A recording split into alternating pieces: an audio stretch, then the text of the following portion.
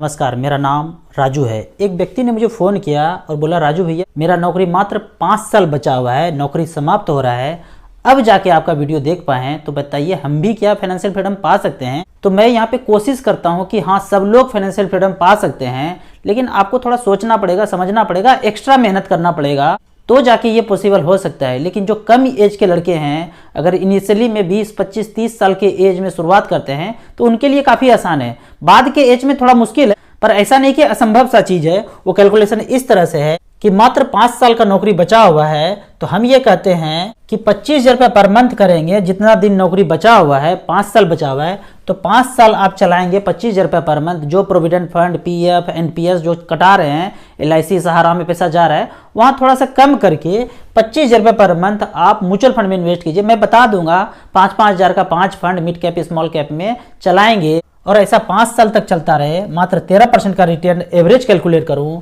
तो 21,20,000 रुपया हो जाएगा। तो आपका क्वेश्चन होगा, मिड कैप स्मॉल कैप तो रिस्की होता है, तो रिस्क तो जिंदगी में लिया ही नहीं ना। इसका मतलब है कि आपने जिंदगी में सेफ ही खेला है, तो रिस्क तो लिया ही नहीं कभी। तो इतना सा पैसा अगर रिस्क में जाता है तो क्या आप रिस्की हो जाएंगे? नहीं होंगे रिस्क। जो ये कहते हैं कि 5,000, 10,000, 20,000 डालने से क्या 100% पैसा डाल दिया तो क्या मर जाऊंगा, बर्बाद हो जाऊंगा, रिस्क में डाल दिया, सारा पैसा रिस्क में डाल दिया।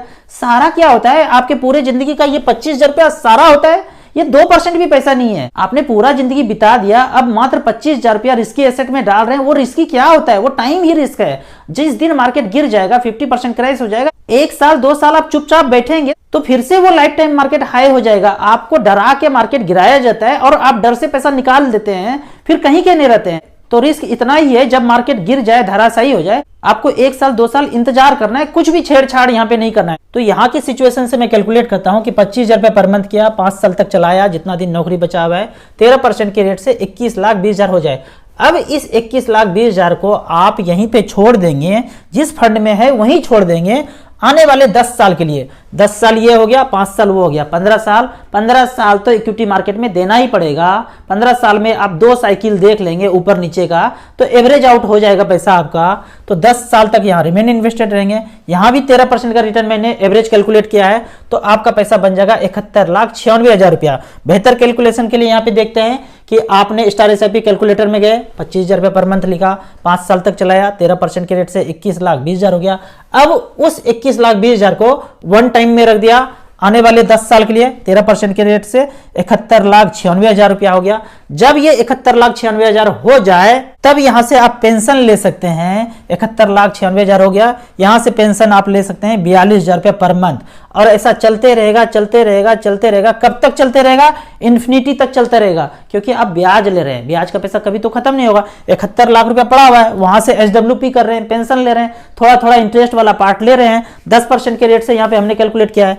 तो 42,000 रुपये पर मंथ लेते रहेंगे, जब तक जिंदा रहेंगे तब तक लेते रहेंगे। और जब नहीं रहेंगे तो 2 नॉमिनी को ये पैसा ट्रांसफर हो सकता है। कितना पैसा ट्रांसफर हो सकता है? हर 15 साल के बाद ये पेंशन भी आपका डबल होता रहेगा।